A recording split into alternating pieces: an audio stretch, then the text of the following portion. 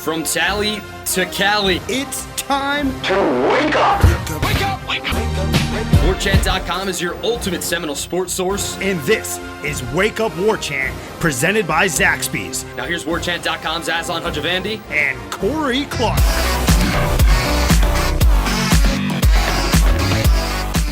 Wake up! What's up, everybody? Welcome on into Wake Up Warchant, proudly presented by Zaxby's. Indescribably good over-unders. That's tomorrow. But be sure to tune in tomorrow. Get your picks in for the North Carolina game so you can win a nice, sleek Zaxby's branded T-shirt with Corey's face and my face on it as well. I think Corey's is the better face on the shirt, at least in real life.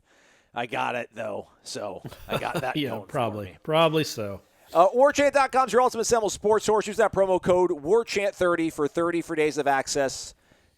We do appreciate all of our subscribers. Today is pretty much your day. All the questions that we talk about are from our valued subscribers over on Warchant.com's Tribal Council. Join the family, everybody. All the people that said they joined since they listened to the show, they're still around. They haven't left because they know what loyalty is all about, as does Corey Clark, having his heart broken continually by Atlanta-based sports franchises. But here he is, gutting it out, giving us his best. Corey, how are you, man? Good, buddy. been Hey, better, my heart's not obviously. broken. No? Nah, Okay.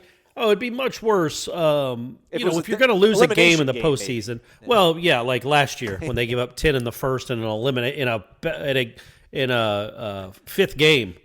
But you're up 2-0. If you're going to lose game 3, I'd rather lose by 26 runs than 1 run.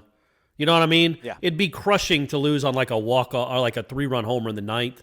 When you give up 11 in the first, that's a wrap. Just have fun with it. And, hey, it's baseball. They still got to win 3 more. The Dodgers do, which they probably will because they're a better team. And the Braves are completely out of pitching. But what are you going to do? You hope you get lucky. Oh, don't be that way. Come on, man. You're still up. You're in the driver's seat 2-1. Well, yeah, but I think they got Kershaw going tonight.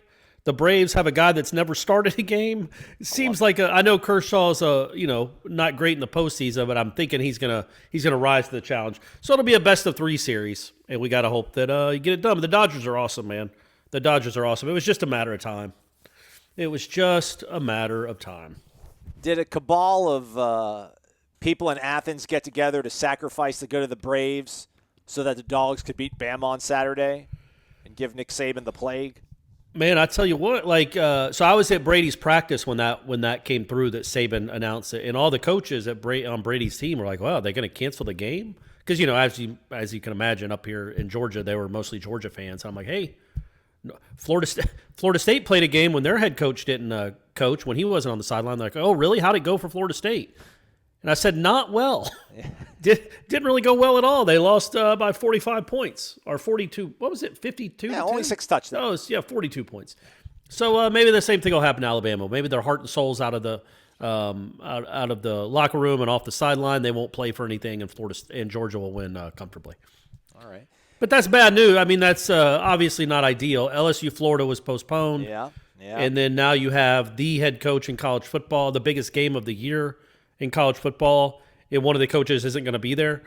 We hope the game is still played, but I mean that's college football, man. That's It's 2020. I shouldn't college say football. that. It's 2020 in general, just in life. That's what it is. So hopefully it'll work out and they'll still play the game. What a crazy season. We joked about it in, June and July about it's going to be attrition, who can stay healthy. It literally feels like we're entering that part of the season now. It's whose coach can be there, what teams can actually play the game.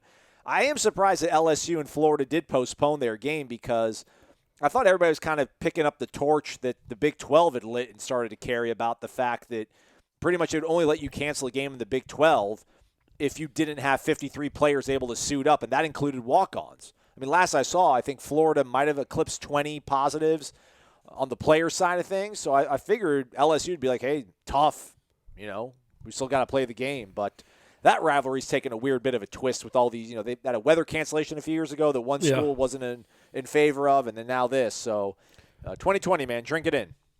Yeah, and it's just, to me, it adds more of just, I mean, the asterisk was already there. The asterisk? Please don't make me. Asterisk? I can't. The asterisk was already there. It just makes it more profound. and noticeable because you've got, I mean, it's just such a goofy season. So again, you never want the team you root for to go 3-8 or 2-9 ever, no matter the situation. But if there was ever a year to do it, it's this goofy year, especially now that your star receiver is apparently not going to be around for a while. So everything that could go wrong for Florida State has gone wrong, really. So just, enjoy the fact that they're playing on Saturday night. We hope they're going to be playing, and just, cheer on and hope something good happens. I wonder if Harvey Updike was still with us. I wonder if he would drive to Athens and try to spread, or if he'd go to Clemson and just go right for Dabo, and just be like, hey, man, you're all coming down with me. Did he pass away? I think so. He's no longer with us. Oh, I don't I think should I probably knew that. double check that, but I'm like 99% sure, so I'm just going to roll with it. I'm not even going to fact check myself. Okay, yeah, you're until fine. in 5 minutes or whatever. On the Florida State side of things, we spoke to Coach Mike Norvell, we spoke to Jordan Travis, and we also spoke to Emmett Rice on Wednesday. Not a whole lot to really, relay from what they said. It was about an hour or so after that, which was the news of the day for Florida State, and that is the fact that Tamorrion Terry apparently is going to undergo some sort of knee procedure. We're assuming arthroscopic knee surgery to clean up whatever he's been dealing with that apparently he might have sustained in the Georgia Tech game. I always thought it was some sort of upper body injury, maybe ribs. I did not realize it was a knee problem. But we do know that he did have a knee issue last season in the preseason before going into the 2019 campaign. So I was optimistic. I'm not going to lie. I was pretty prepared to come on this show and pick Florida State to actually beat North Carolina. But then when you hear that Tamorrion Terry he's not going to play on Saturday. I mean, he's undergoing a knee procedure. Just like, what else? I know it's 2020. There's a lot of other things going on that are more important in this world.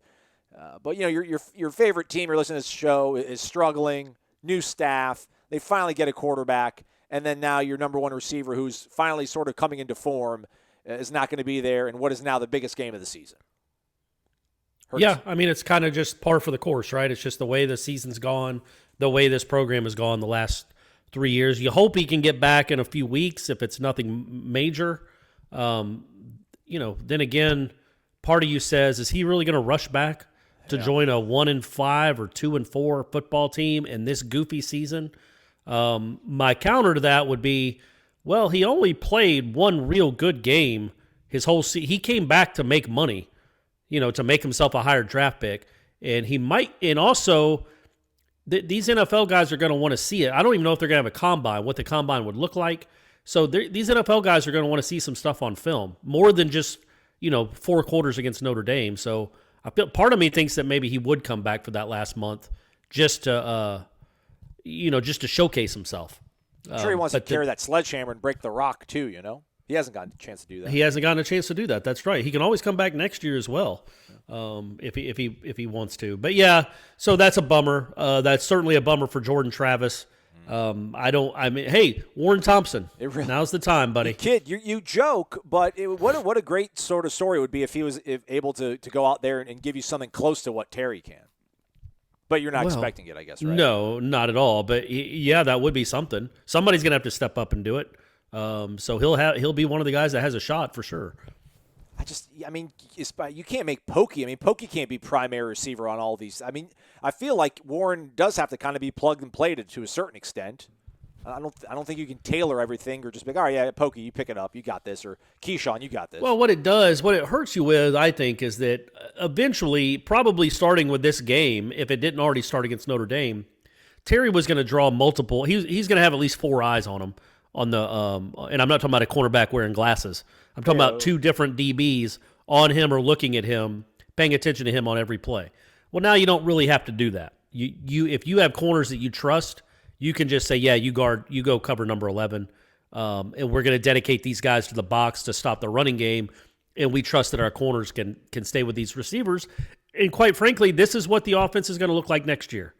You're not going to probably have Tamorrion Terry next year, so this is a good dry run. Again, in a season that's goofy, it's a dry run to see what these guys can do. I mean, eventually, Warren Thompson especially, since he's still on the team, it was deemed that he could still be a part of the team. He needs to go prove something. He needs to go out there and take advantage of an opportunity and go make plays. And Keyshawn Helton, Pokey, Jordan Young, it's now time. It's on those guys now. There's really nobody left. Tron Potier, Brian Robinson. Maybe this is the. We did speak to Ron Dugans, and he did mention that he's excited what those guys can hopefully provide sooner than later. So here we are, sooner.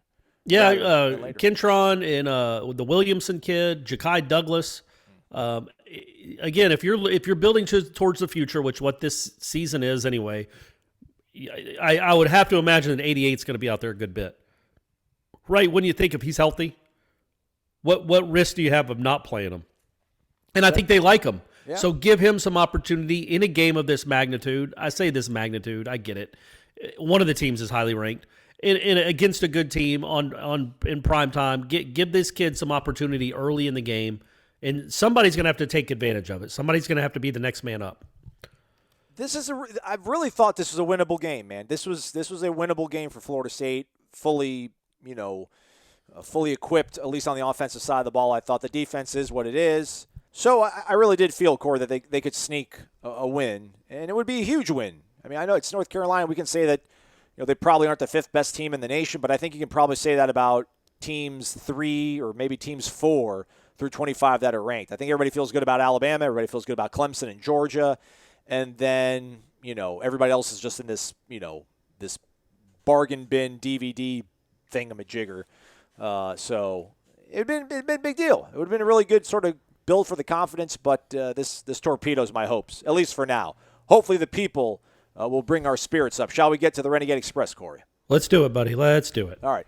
Marnell 55, his avatar now is the T-shirt, the logo from the T-shirt, the cartoon. He won it. He says, thanks. Oh, okay, nice. Thanks for my over-under shirt. I was rocking it and watching the Notre Dame game. It did not reverse our mojo. Corey, I don't think Norvell handled the end of first half as badly as you make it out, and here's why. Norvell is playing to win. Your strategy of milking the clock is playing to keep it close. Our offensive line played much improved and did a good job run blocking most of the game, but down inside the 15, the secondary is going to play man, and that allows for a loaded box. While they are much improved, I don't think our players will get much of a push against a stacked front playing run. I know running the ball allows you to milk the clock, but it might kill your chances to score a touchdown. Norvell, knowing that field goals won't get it done, went for the touchdown, hoping the defense and clock would stop or slow Notre Dame.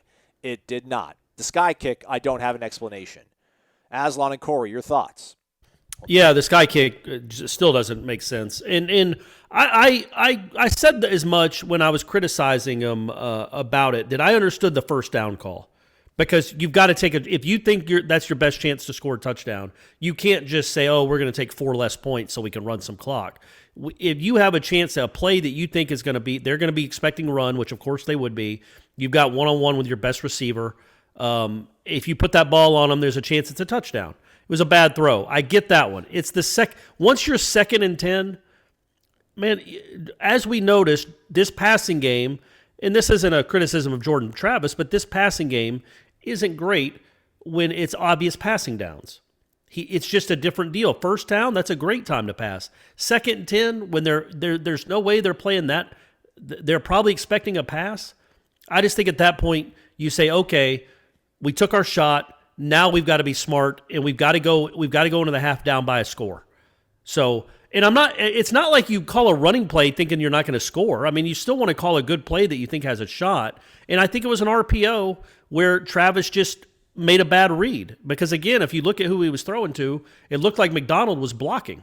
So, and that's who he was rolling out to throw. So I think it was an RPO where they weren't all on the same page. But in that instance, I do a design QB run, I do a draw, I do something like that to make them run clock. I don't think that means you're trying to keep it close. Your best chance, I mean, I don't know, Aslan, what do you think? If they score, is your best chance to go in 28-20 or score a touchdown to make it whatever it would have been? I mean, either way, you're going to be down 8 or 9 points because Notre Dame went right back down the field and scored, even if you had scored a touchdown right there. So I just think your best chance there is to know you're getting the ball to start the second half. You take your points right with barely any time left on the clock, and then you get the ball coming out of the locker room.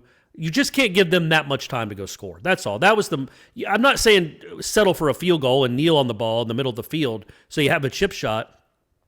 You can still try to score. There has to be some game awareness too when it comes to trying to protect your defense, because your defense had no answers, and none of us were surprised when Notre Dame went right back down the field and scored with 12 seconds left.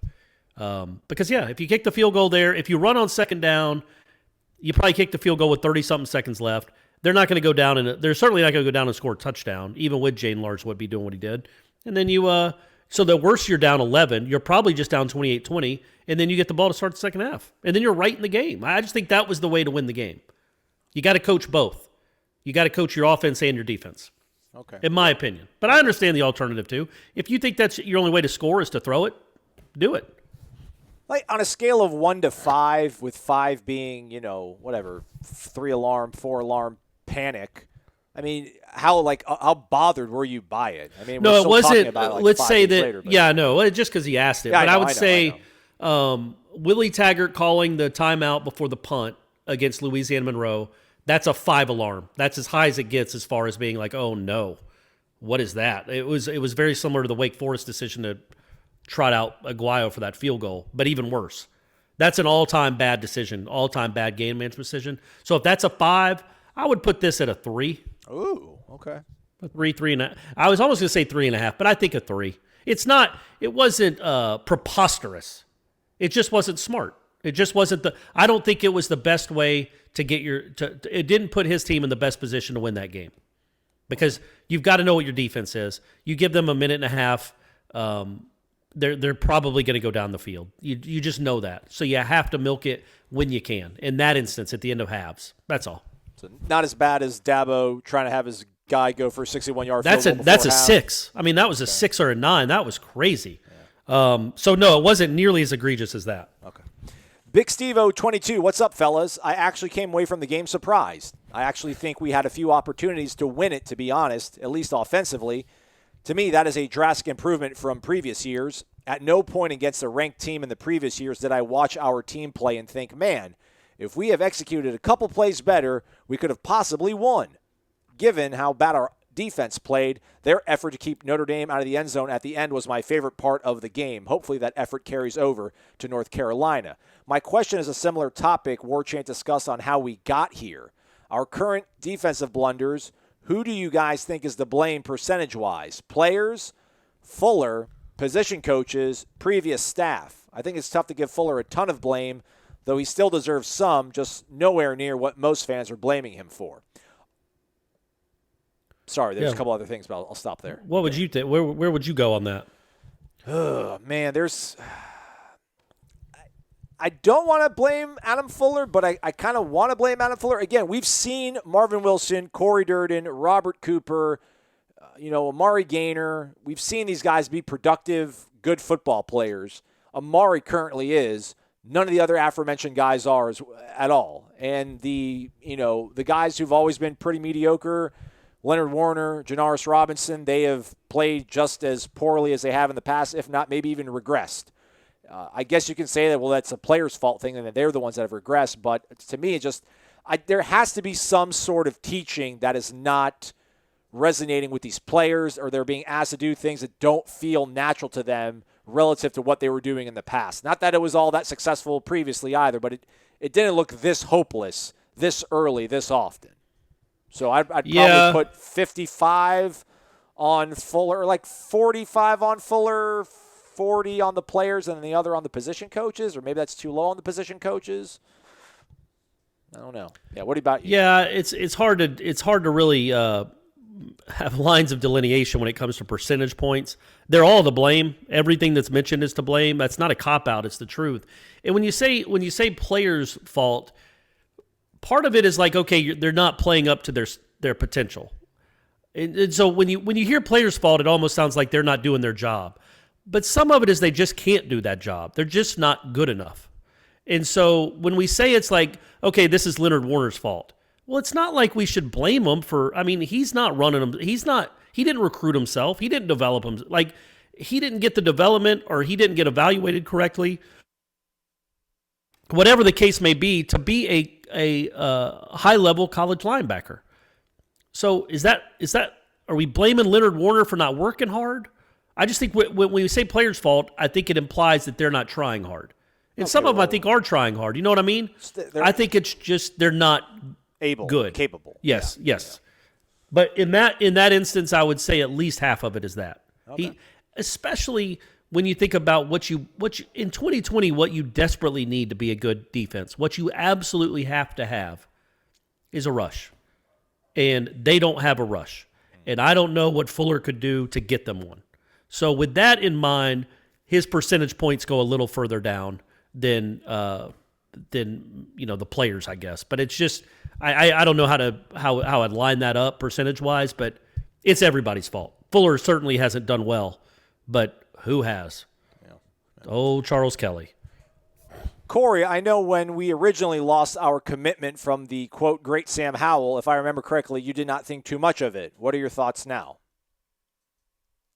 Well, so the thought there was when I kept, look. I'll admit it. I didn't think it was a big deal. Who knew he was going to be this? But again, would he have been this here?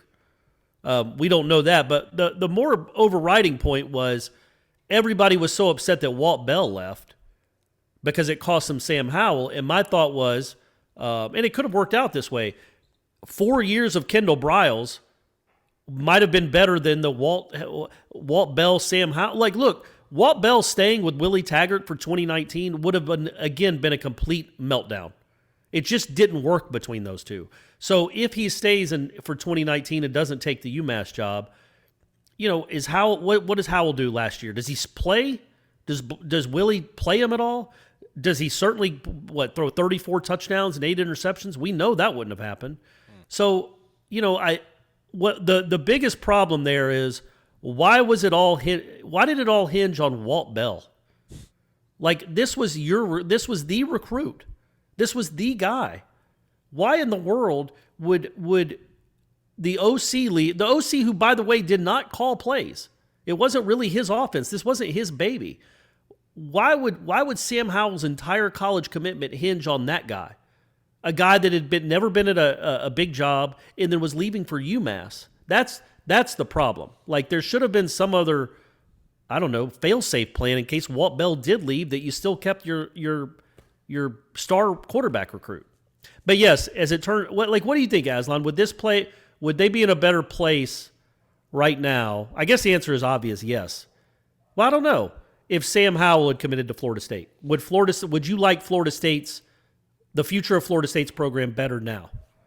With Willie Taggart and Sam Howell than I would with Jordan Travis and Mike Norvell. I think that's the choice you make. Or Chubba Purdy and Mike Norvell. That's like however you want to do it. We can do a whole episode on that one, I feel like. Yeah. Willie, man, listen, Willie had Jordan Travis. He didn't use him. So who's to say he would have used Sam Howell? But, I mean, I haven't really seen a lot from Sam Howell. I know everybody really likes how they finished the season. I think they shut out Temple in their bowl game, the way they played against Clemson. Obviously, he set some sort of record for the amount of touchdowns he threw as a true freshman, so I don't want to denigrate his play at all. Would he have been able to do that here with this offensive, with the Randy Clements offensive line or a Greg Fry coached offensive line? Hard to think it would work out the way it has in North Carolina down here. So that's can I like punt on that? Yeah, it's a hard question, and that was when they hired Briles. I was like, when that happened, and you got Briles, I'm like, okay, well that's the risk, that's the weight you have to give to each one. Would you rather have Walt Bell, Willie Taggart, and Sam Howell, or Kendall Briles, Willie Taggart, and whoever the quarterback is? Yeah. And that was the calculus you had to do last year. Now this year it's Norvell, Purdy, Travis versus Willie and Sam Howell. We just don't know what Sam Howell would have done here. Quite obviously, he would have made the roster better.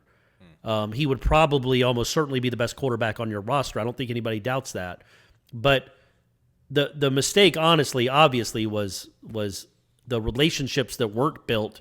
And I don't know, maybe Sam Howell was just looking for an excuse not to come, not to honor his commitment. And when Walt Bell took the UMass job, he's like, yeah, I'm going to stay here. I'm sure he was getting a lot of pressure. The way they looked in 18, I'm sure he was getting a lot of pressure to stay home anyway. And then that was just the final nail in the coffin that would keep him away from Florida State. But it's a good question. It's a fair question. I did mock it a little bit just because everybody was so upset about losing Sam Howell. And I'm like, well, look, if you lost a really bad offensive coordinator and that's the only bad result, if you traded a great coordinator who we didn't know at the time, but maybe Kendall Briles would have been a great one here for a bad coordinator, or at least one that didn't work well with Taggart, maybe it was worth the trade. Maybe that was you were worth losing Sam Howell. But in the end, yeah, Florida State would probably be better with Sam Howell, but Willie Taggart would still be here. They would have been good with him, man. I don't know. Now that I think about it, like, Willie, I don't know if he's not Quentin Flowers, Sam Howell, but I just feel like him and Kendall would have been able, if they would have actually played him, if they would have moved past James Blackman and been like, hey, let's give this kid a chance. Yeah, they beat Virginia. They beat Wake Forest. They win the Sun Bowl. He's still here for sure. And, yeah, we probably don't have nearly the sort of bad data and bad experiences that led us to sour on him. So, I mean, yeah, against Miami, he'll play better against Miami last year than Alex Hornibrook would have. Absolutely. Yeah, it's weird to kind of think about that because I don't personally dislike Willie. I just didn't think what he was trying to do here was going to work. But if he would have had that quarterback here, I probably would have changed my tune because I'm sure he would have made him run the ball more.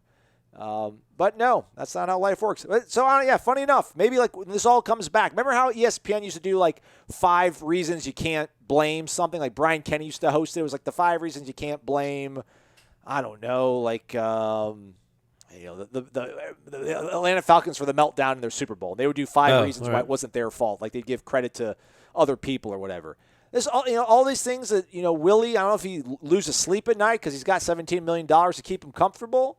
But that probably is the one singular thing. If he would have been more involved in the recruitment of the kid that was ultimately going to be the trigger man for his offense, so that when Walt Bell left, he would not have lost him. He's still at his dream job.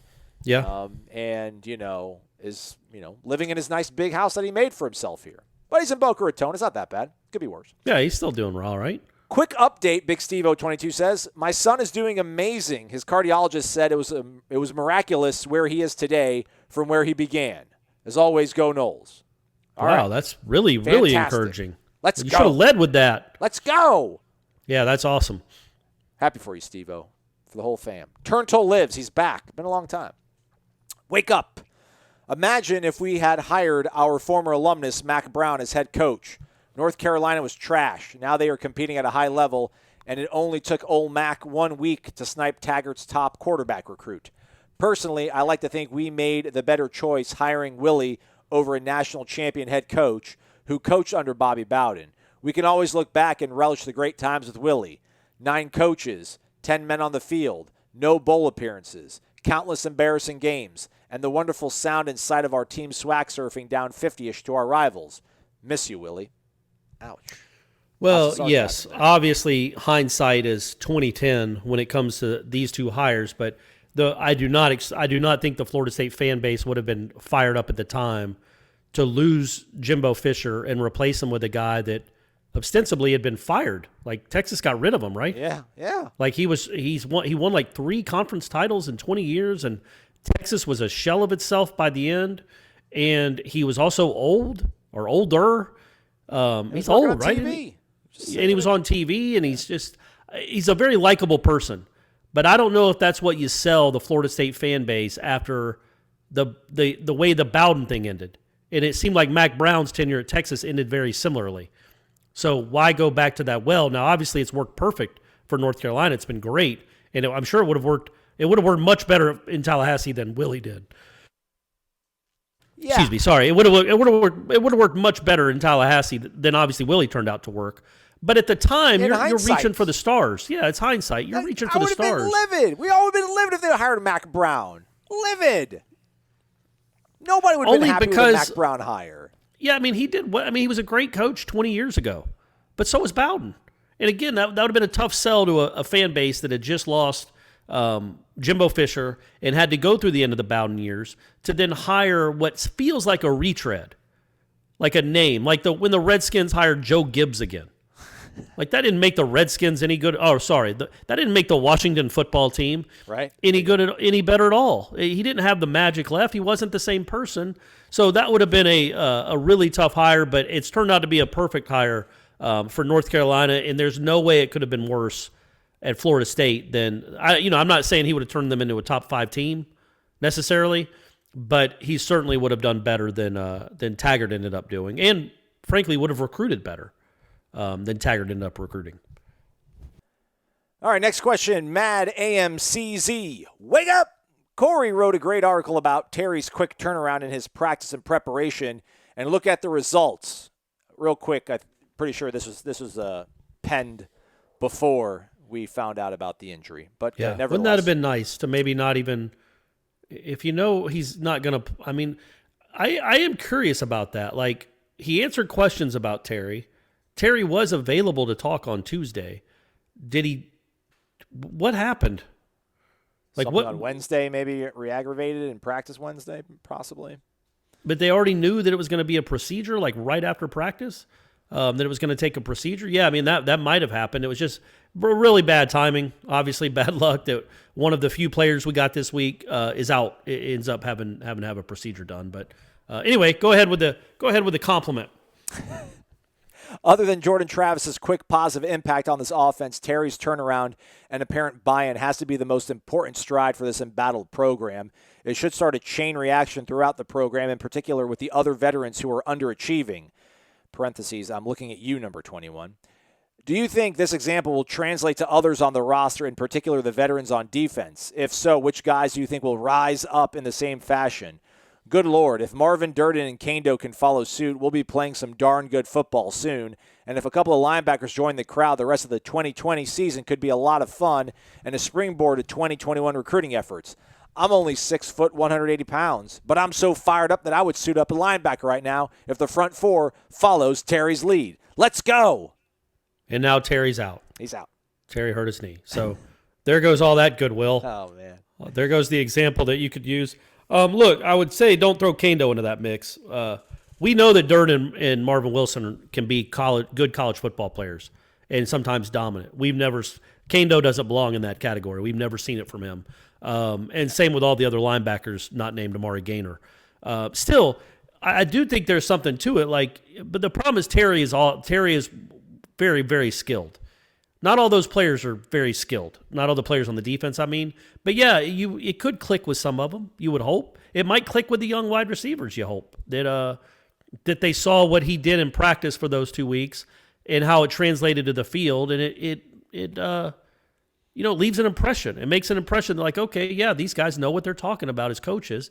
If we trust them and buy in and bust our butts all the time in practice, we can see these types of results. You're not going to see 9 for 146 like Terry had because there aren't a lot of Tamari and Terrys walking around in Tallahassee. But you could reach your own ceiling. That's the hope, I guess. It is a bummer because you would hope there'd be some sort of synergy, some sort of, living, breathing example in your locker room now of what happens when you really do follow what this coaching staff's trying to accomplish. And then now he's not going to be able to play. And again, what is the biggest game of the season thus far? I don't know. I just maybe Marvin, hopefully maybe something clicks with him and he rises up.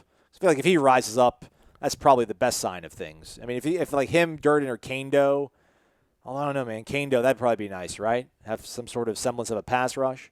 If he could show anything, just show some sort of burst, twitch, be a little twitchy, like those North Carolina defenders that Maurice Smith who was that? Maurice Smith was talking about. Show some twitch over there on the edge. That would be that'd be really nice to see. Yeah, we should have requested Marvin. That's my bad. We should have. I don't know.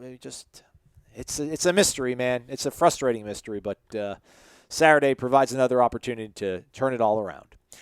Warchant 1911. Wake up. I don't really have a question this week, but I've heard you calling people out lately for their first post, not including where they're from and the most famous person from the area. I feel like I slipped through the cracks. I'm from Suwannee County, home of Matt and Todd Fryer and Kyler Hall, a couple guys that played for the enemy, and Andre Davis, Jarvis Herring, and Thaddeus Bullard, now known as Titus O'Neil of the WWE, went to Florida. Kelly Jennings and Bruce Johnson went to Miami. Corey, things are looking up for us Atlanta fans. DQ is gone, and the Braves, I guess that's Dan Quinn for you folks. I just figured that out. Mm-hmm. Look at that public school education of mine coming right into action. Dan Quinn's gone for the Falcons, and the Braves were up 2-0 on the Dodgers. All this positivity has me believing an upset Doak Saturday night. So he must have written that. Obviously, he wrote that before Game 3. You can't jinx. You can't. If you're an Atlanta fan, you can't put it out in the world. You can't put out in the universe that you feel good about things. You just like Braves fans are feeling good. They're up 2-0 on the best team in the Major League Baseball, and they give up an 11 spot in the first inning. Like it's like the sports gods always like. It's like sometimes they'll pick an Atlanta fan up by like the collar or like by, it feels like they're lifting them to give them a hug, like pick them up by the suspenders, and then slap them across the face as hard as they can. And we fall and hit the floor. That's what it feels like all the time. So you get excited. Last year, the Braves were up 2-1 on the Cardinals and had a lead late in the game in Game 4. And meltdown, you're thinking, all right, we still got Game 5 at home. No big deal. Before you sit down to watch the game, it's 10-0. And then they get a 2-0 lead on the Dodgers. Backs against the wall. The Dodgers are going to be tight. This is the chance. They know they can't go down 3-up. They're going to be nervous. And you give up 11 runs in the first inning. So, but yes, Dan Quinn being gone is nice. I do appreciate that. Let's just not throw jinxes out there anymore. Let's not even talk about how well the Braves are doing. Let's just assume they're going to lose and be surprised if they don't. How about my Tampa Bay Rays, though? Look at them. They could close it out as we're recording Are they your this. Rays? I mean, I'm really not, but, they're hometown. I'll kind of. Yeah, that's another thing is the Braves would still have to beat the Dodgers twice and then the Rays 4 times. I like this team. They're young. They just don't have any pitching because of injuries injuries mainly. So I don't know how they could beat the Rays 4 times. I don't know how they're going to beat the Dodgers 4 times, Aslan. Kevin Cash, I don't man. know. Kevin Cash, Florida State. There you Florida go, State man. alumnus. A Florida State alum. Yeah, that'd be good. There would be that'd be a cool little feather in the cap. Was there a season for you, Corey? Was there a season or a succession of events that has led you to this sort of Atlanta fan, sort of destiny or late 90s? I would say late 90s because they won the World Series in 95. Right. They lost 2 heartbreaking World Series in 91, 92. But in 92, they got there on the Sid Bream sliding home, coming back in the 9th inning against the Pirates. Yep. And back then, as a Braves fan, legitimately, and I was in my late teens and early 20s at the time, I'm like, man, they're always going to win. And they're going to come back and win. When they would get down, I'd be like, I'm not giving up on these guys. They can win. And then slowly but surely, like the 96 World Series, when they were up 2-0, they beat the Yankees twice, came home, thought it was going to be a sweep, and they have not won a World Series game since. And they lost that game. They had a 6-0 lead in Game 4, and then give up a home run. Our closer gives up a home run to Jim Leyritz, who wasn't any good. Right. And it's been downhill ever since. I think that's when it turned, is when I started expecting the worst. And it's delivered. It's delivered. Noli moly, any chance we could request Alex Atkins for an interview? We actually spoke to him probably, 2 weeks ago? I wonder if he means like on the show. Oh. I want to know what he thinks about the offensive line's improvement. Obviously, a mobile quarterback helps. I, too, missed out on Where Are You From? Famous people thing. I was born in Vidalia, Georgia. Hall of Famer Mel Blount was born there. Mel Blount, I think, is how it's pronounced. Blount, sorry. Yeah. The Pittsburgh, I didn't know that. That's the Steelers guy, I think. That's crazy. I didn't know he was I didn't know he was a Georgia boy like me. That's right. That's right, man. Cradle onions are from there, greatness. too? Yeah, Vidalia onions, right? Sweet onions. Good stuff. Yeah, we can, I don't know. We haven't, I guess they used to interview Jimbo on this show before we came along, but I think that was years and years of having a relationship established and then, hey, come on our show. Talk about the game afterwards. I know Willie would talk to Cameron after his games. Is Norvell doing anything with Cameron? I don't know. It's a good question. I'm not sure. But I do think that we could, even if we didn't get Atkins by ourselves, we could certainly ask for him during the week with the regular Zoom interviews. Yeah. And we've gotten him before. I think we got him a couple weeks ago. We did. I mean, we got Dugans this week. Did we get any defensive assistance this week, though? I don't think we did. No, but we got Marv last week. Yeah. So we could do that. But he's stoic, man. He's not going to pat himself on the back. He realizes, how much more work they have to do. But there's no way he'd say, "Oh yeah, we got this thing figured out. Broyles we got this thing. What weight? Yeah." But I do think, if you listen to any of his interviews that he's given in the past, really bright guy, really intense, and he doesn't sugarcoat things either. I don't think so. I think it'd be interesting to hear from him again. Let's see what they look like against Carolina before they start taking any bows up front. That could be all right, man. I'm with you. I believe you. I believe you. All right, Warpath Noel says, "Wake up. You guys are the gold standard. Keep it up."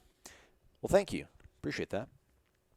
Question. Since you guys are so big time and famous all over the country, do you get to use your FSU press passes to get into, say, Braves games when they do allow fans, or do you have to buy tickets like the rest of us common folk? I just show them my Twitter account. Usually they know who I am when I just walk up to the gate. technically, or usually, but no, you have to get a separate.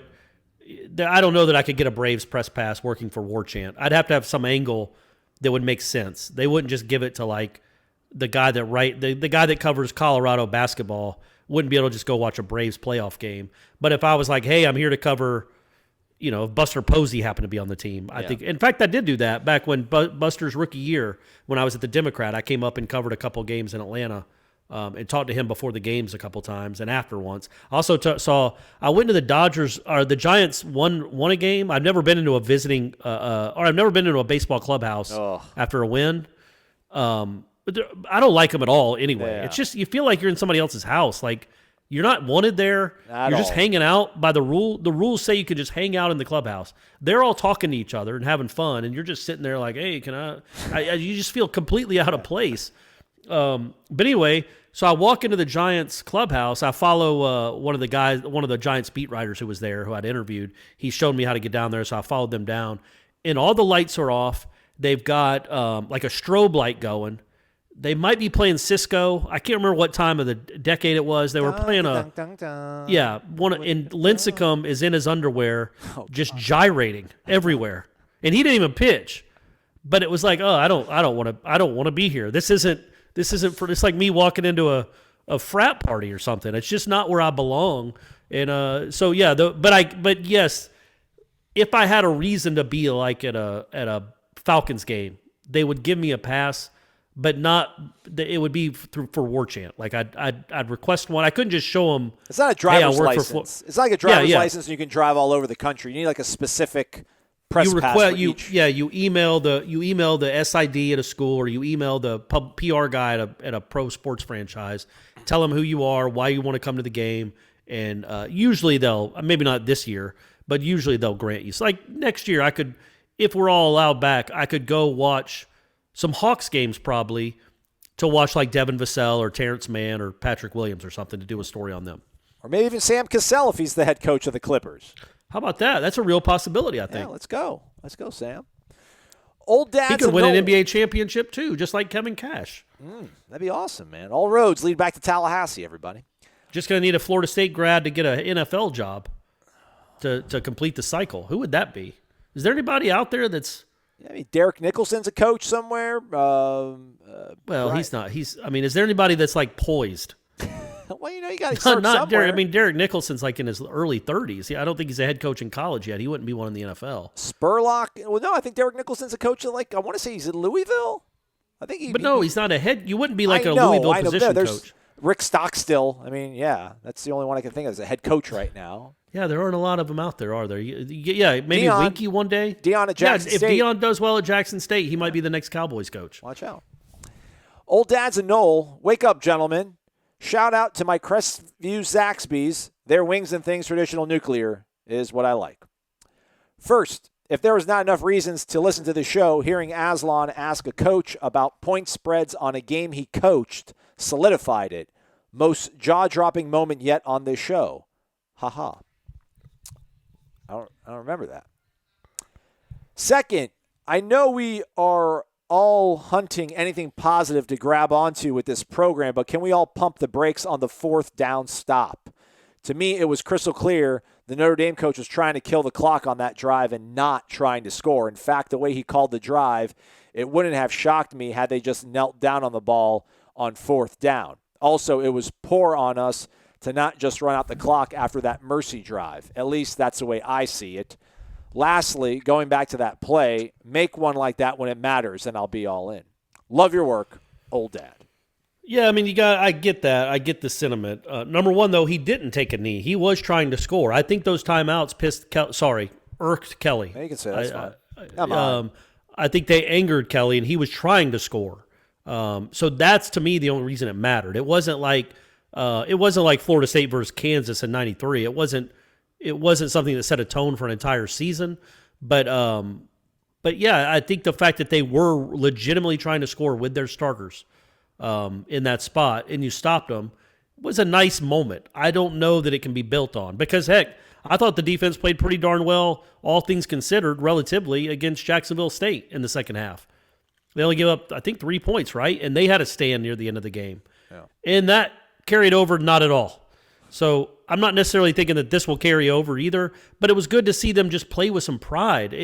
I don't think they're going to all of a sudden be great and stopping teams inside the 10 all the time. It was just nice to see them play with some pride and some pursuit. And maybe, if anything, that can carry over. But we'll see. Prime I don't time. think did he say he thought it was bad for him that Norvell was? What did he say, that Norvell didn't run out the clock? It was poor on us to not just run out the clock after that mercy draft. After that, yeah. Again, I think the reason you're calling the timeouts, though, is because you're telling your team anyway that you're going to try to win the game. Then when you get the stop, you want to go move the ball. I think, it was nice of Blackman to take the sack at the end and not try to throw the touchdown. I thought that was sportsmanlike, so that was good to see at least. Primetime 92. Hey, guys, got a serious question. So let's say during the Notre Dame game, Corey, Ira, Gene, and Aslan are allowed to play on the defensive side of the ball. That's 15 total defenders. Would the score have changed? What would your guys' strategy be? I'm thinking 2 on each side of the line of scrimmage to play the edge and possibly chase the quarterback. I'm picturing that offensive lineman 69 for Notre Dame pancaking Gene. After that, he may no longer be the owner and administrator of Warchant.com. I also expect Corey in the postgame presser to give some Corey Moore-esque sass to the media when they question his play. Hey, Corey Moore is coming up a lot. He doesn't come up this much on Wake Up Hokies. I would say the score would probably be the exact same. I think we'd probably actually get in the way of some of the Florida State defenders. I was trying to think extra bodies help. But those bodies have to do something. Imagine me being on the edge. And what was the kid's running back's name? Kyron Williams? Yeah, and Kyron Williams comes out. So that play, the long run where Janarius goes inside for some reason, DJ Lundy gets kicked out, Steven Dix chooses the wrong hole. Imagine I'm in that hole, that huge hole. It's just me and Kyron Williams one-on-one. I guess the only positive that could happen is he trucks me. Because if he trucks me, it slows down his momentum, and it's only like an 11-yard gain. But I'm probably diving out of the way. No, you won't. Or he shakes me so much that he's going full speed as he goes by me, and I don't stop him at all. And what is Ira? I guess maybe you just lay down flat so you're like a speed bump. So he has to hurdle you, and that'll slow him down a little bit, and that just helps the back end. That's not a bad play. You lay 4 adult men down on the ground around the field in various points of the field. And they have to, you're going to adjust routes that way too. They're usually running, if it's a 7-yard slant, they're not going to run a slant over a body. And they're going to have to cut it. They're going to have to cut it short or go around it. And then all of a sudden they're off time. The timing is off. So that's the only way I think is that we lay down. You can't expect us to stand up and do anything. But if we lay down in strategic positions or at least squat, squatting might be even better. Because when they hit us, we can lift up and they go flying. So yeah, okay, I see what's going on. I like it. I think maybe I think they get to 35, but that's it. Goal line would be tough for them. I would just start 10, 15 yards downfield, and I would just run, and I would try to Roy Williams, Red River shootout against, Chris Sims. It was against Chris Sims where he comes flying off. Yeah, just takes the ball out of his hand or something. Yeah, right? I would just run as fast as I could and just jump over and try to hurdle the offensive lineman and just get in the area code of Ian Book. Just so he can't get his feet set. What we could do, honestly, is just stand at the line of scrimmage or near the line of scrimmage, us extra 4. So now there's 8 guys on the line. And just when the quarterback is about to throw the ball, I don't know, jump up and try to bat it down. Okay. Wouldn't that be something to see? Yeah. That at least take away a window. I think now that I'm thinking about it, I kind of think Florida State wins comfortably. There we go. If us 4 are on the game. Now, I assume we get pads and everything too, right? Or are we just in our sports writer attire? No, we're padded up, man. We got tomahawks on. We're getting sleeves. Tomahawks, absolutely. Yeah, everything.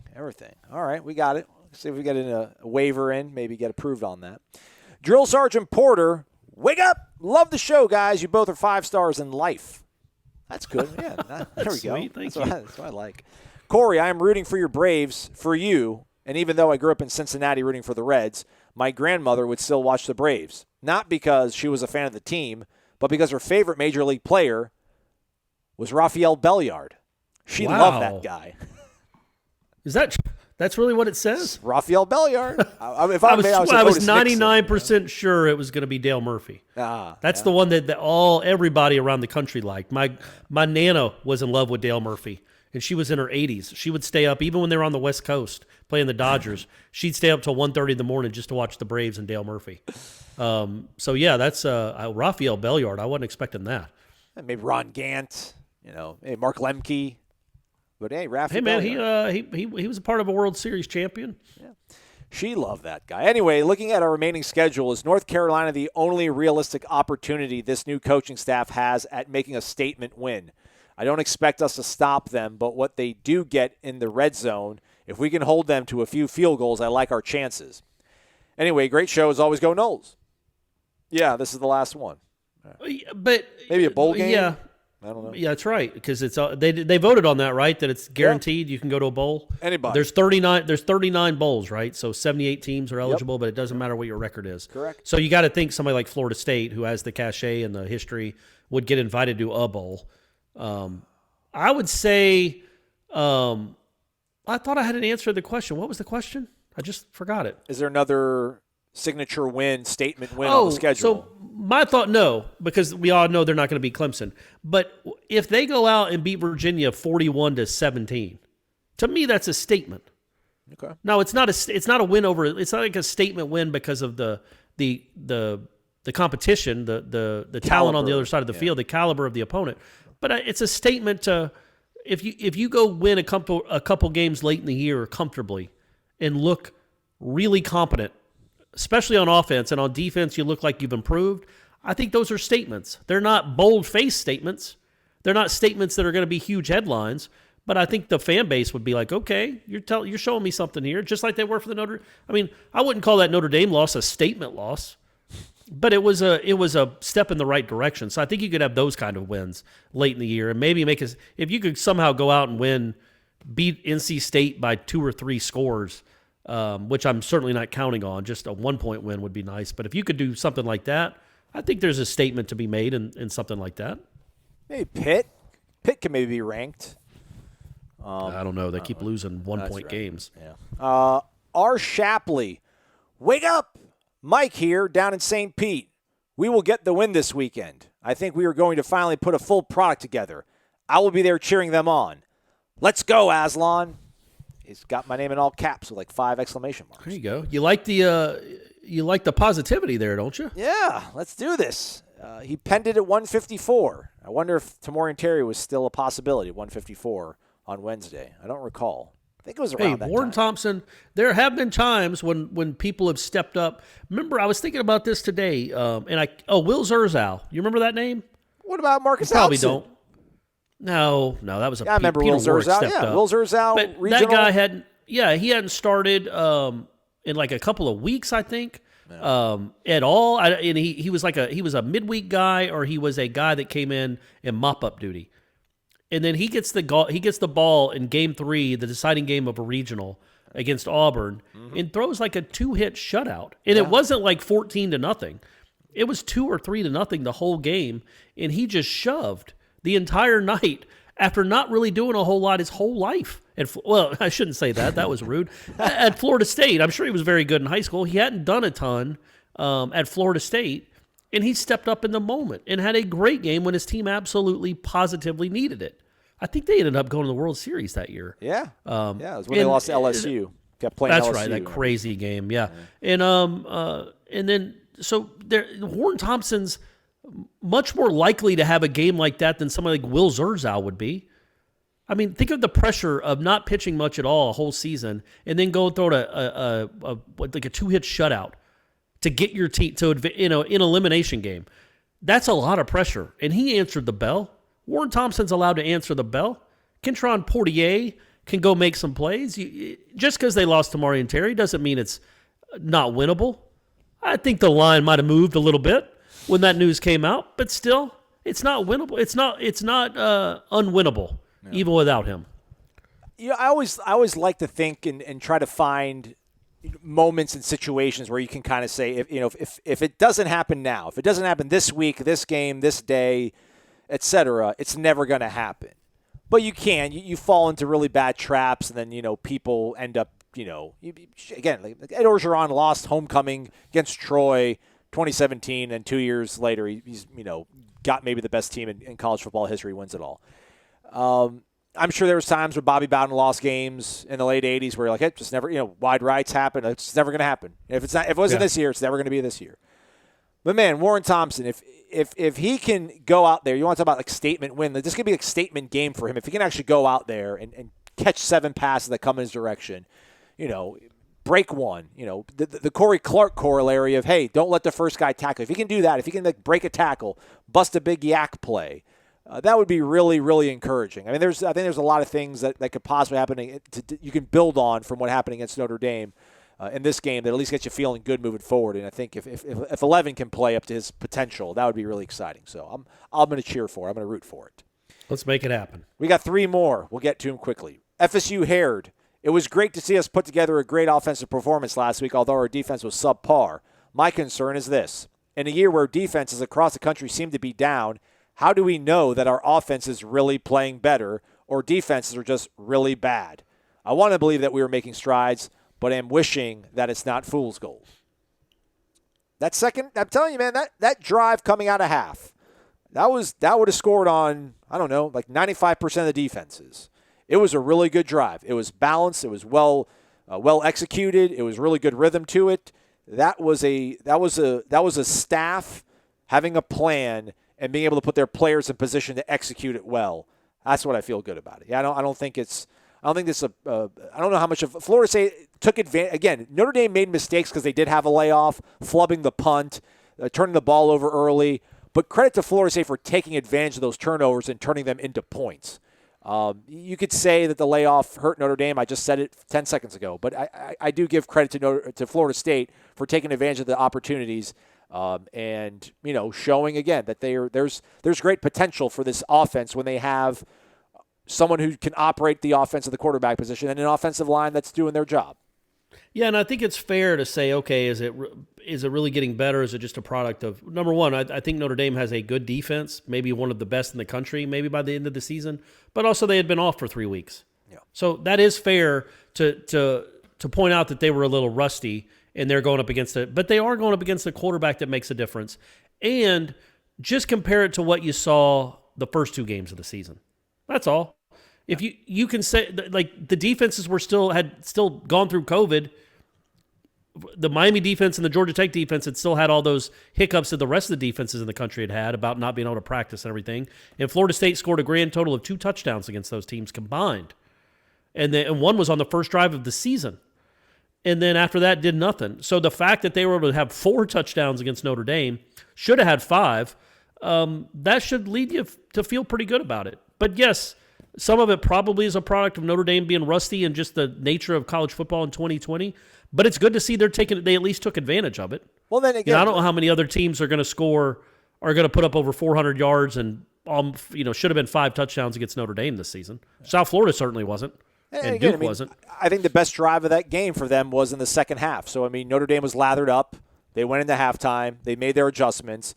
And then Florida State took the ball and promptly marched it right down their throat. So yeah, if they get a 3-and-out right there, the game is a wrap. Yeah, Notre Dame. And I'm sure that's what their coaches were telling them. Get a 3-and-out here, get a stop, get us the ball back, and we are going to end this thing. Instead, they marched right down the field. Great. It's a good point, and it was a great drive. And against a team that was like, you could understand if they weren't taking Florida State all that seriously at the beginning, and the rust was there. Well, now they played a whole half. They've seen Jordan Travis for a whole half, and then they still get it run down their throats to start the second half. You're right. I think that was a really encouraging drive. It happened to be their last touchdown drive, their last scoring drive, but the last drive before the interception I thought was really good too. Third Man Knowles 87. Wake up, my guys. Love the show. I listen every morning on my way to work. I'm a first-time asker, so here it goes. I'm from Wildwood, Florida, home of Ron Dixon, an NFL wide receiver born in 76 in Wildwood. After playing for the University of West Georgia, the Giants drafted him in 2000. He made Super Bowl 35 history with a 97-yard kickoff return.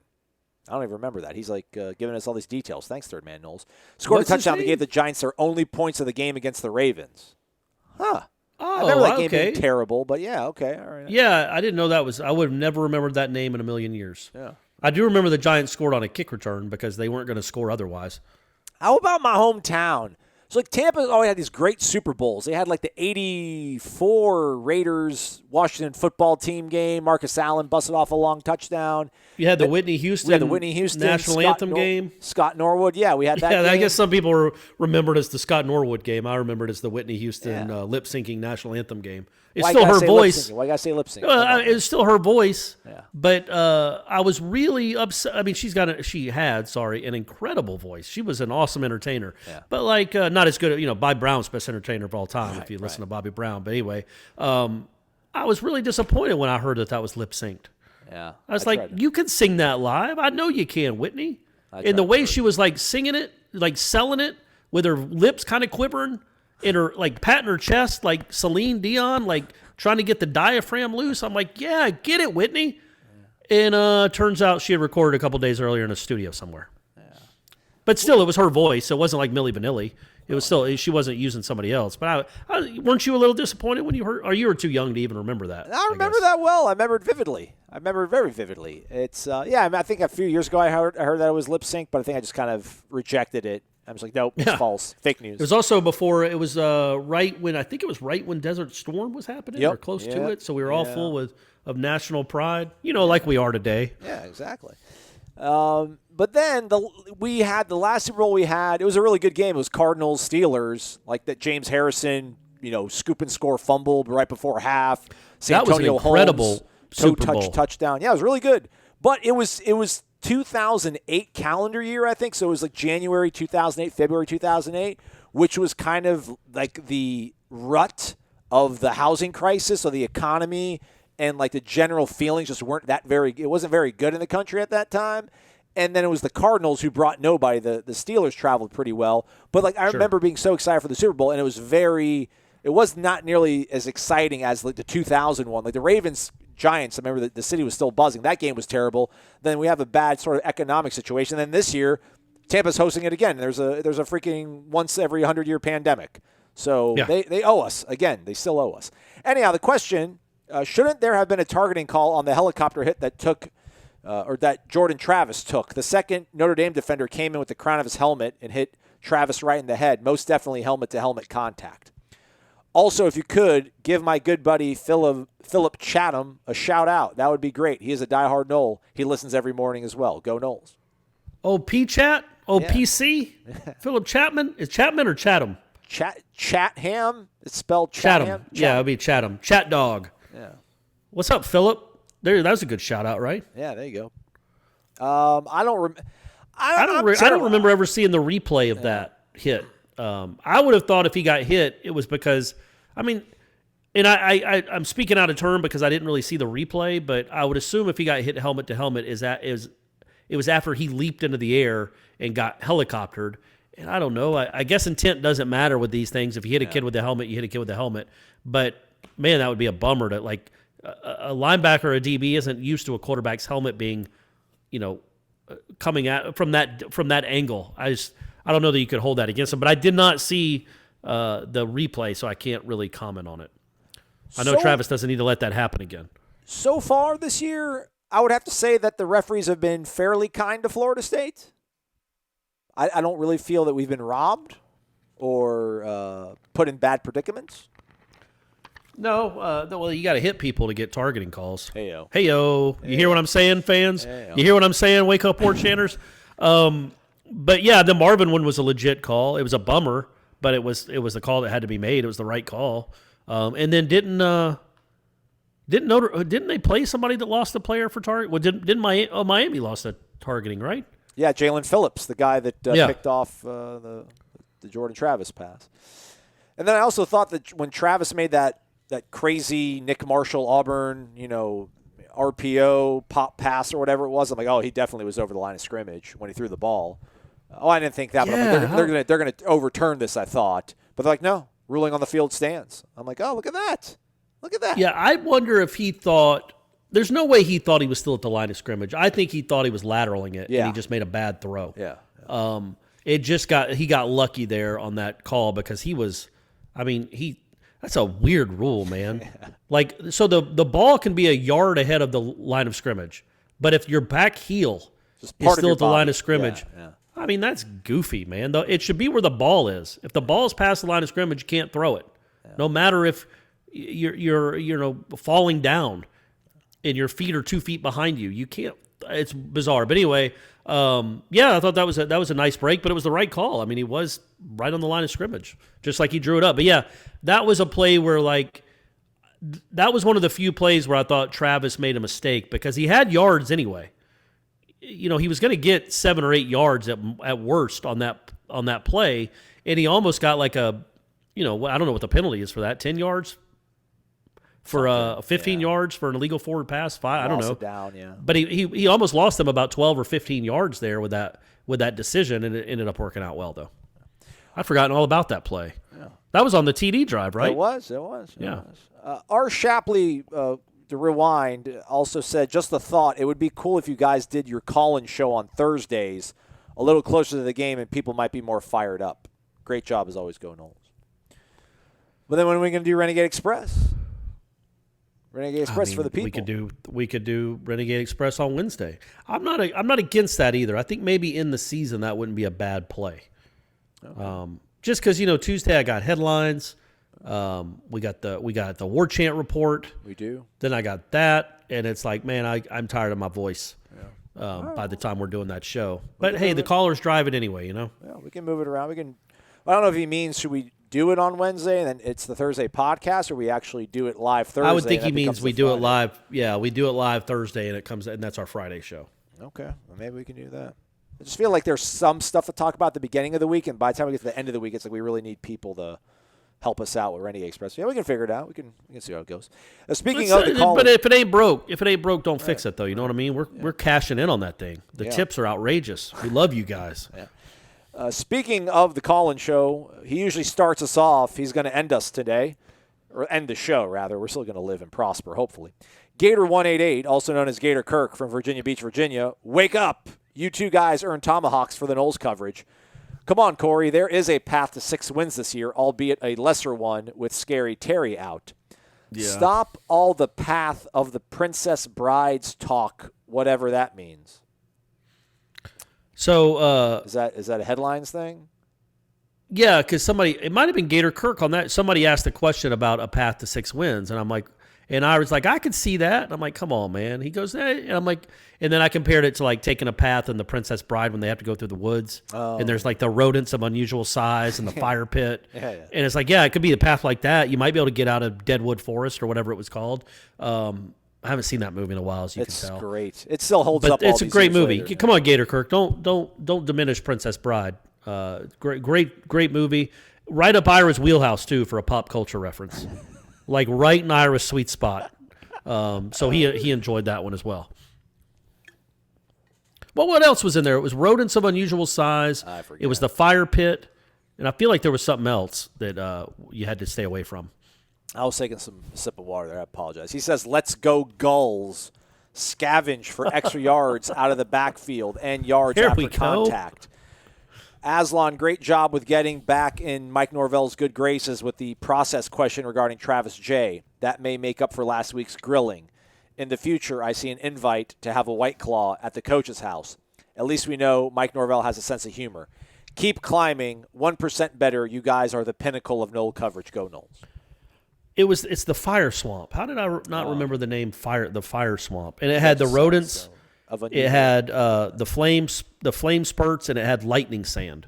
Yeah, quicksand. So, it had those. And then I don't know if I said it on here, but obviously the nickname now for the Florida State tailback duo is the Seagulls. Oh. No, the Seagulls are the Gulls because seagulls have webbed toes, and you got web and toephily. So they did not like it at all. Ira said this past show that it grew on him a little bit. But I'm like, man, that's perfect. Jeff said it was ridiculous and just completely dismissed it out of hand. That's amazing. Web toe. Seagulls have webbed toes. And Ira thinks it should be shortened to the gulls. But I like Gator Kirk coming saying you're scavenging for yards, too, like seagulls do. You just can't feed them Alka-Seltzer. Isn't that the old wives' tale? If you feed a seagull Alka-Seltzer, they blow up? I thought it was rice. But yeah, probably Alka-Seltzer too. Yeah. So guys, let's not try that at home. Let's not prove me right or wrong on that one. But I always grew up thinking that being told that if you held up an Alka-Seltzer on the beach and a seagull came and took it out of your hand, you'd watch them fly off and blow up. But I think that's probably an old wives' tale. All right, that's it. We made it. All the questions have been answered. But you think there's a path to 6 wins? Assuming they'd have to win this game, right? Because they're losing to Clemson. So if they lose to North Carolina and Clemson, they have to win the rest. No. They should be in all those games. You have to win all. You also have that defense. You have to win all your coin tosses. Louisville would be win number 2, Pitt's win number 3, NC State's win number 4, Virginia's win number 5. Aren't they all coin tosses though? With this, literally, aren't they all coin tosses with this defense? Yeah, but those until we see improvement. I think asking to win all your coin tosses is better than if you had, you have to ask for the insurmountable North Carolina, Clemson 1-2. Also, if you get to a bowl game, you're right. You're right. So it's just, but 6 wins just would not. It's gonna have to. You have to look good in some of these games. I don't know if I would. I don't know if you told me like 6 wins, or you just simply said, hey, like you mentioned, they'll beat Virginia 40-16 or something like that. But maybe that's only their 3rd win of the year. But if you look that good, if you finish your season off with that last sort of, showcase to a certain degree to the recruits, maybe that's the best thing. But again, man, I just don't. This is you've said it's such a goofy season. There's no number that'll make me feel good. Florida's not on the schedule. You're not going to beat Clemson, so there's no redeeming big win if you can't beat North Carolina. So it's just like, look good, man. Just improve every week. Give us little morsels and growth to kind of cling on to, and don't make the same sort of mistakes. And then that's the kind of stuff that'll make you feel good or give you some optimism going into 2021. And see some good play out of other people not named Asante Samuel. On defense, yes. Yeah, because, again, he's the only one, him and Marvin, we assume, he'd better step it up here. But he and Marvin are the only ones that definitely aren't coming back next year. Like Emmett Rice is a possibility to come back. Leonard Warner, you might say thanks, but come on, man, let's do so. I don't know how you have that conversation, but he might come back. Like literally, to me, only Asante and Marvin are 2 guys that definitely 100% aren't coming back next year. So see any kind of semblance of them growing up and improving to the point that you're going to expect them to be good next year. That'd be a nice thing to see too. Right. That's what we're looking for, right, Aslan? That's right. That is right. And we're looking forward to talking with you folks again tomorrow. Do come and join us. We'll have over-unders, give away some free Zaxby's, delicious Zaxby's, and maybe a T-shirt or 2, and we'll break down a little bit more of this North Carolina game. So until then, have a great one. Stay connected to Warchant.com. He's Corey. I'm Aslan. Thanks for listening to Wake Up Warchant, proudly presented by Zaxby's. Indescribably good. Finally, an answer to the age-old question, which comes first, the chicken or the egg roll? Easy. Just eat whichever one's closest. The Sensation Salad and Filet Sandwich Meal are back at Zaxby's. Both feature our famous hand-breaded chicken, crispy wontons, Asian slaw, and citrus vinaigrette. And each comes with its very own egg roll for a limited time only at Zaxby's. Order ahead, drive-thru, or get it delivered.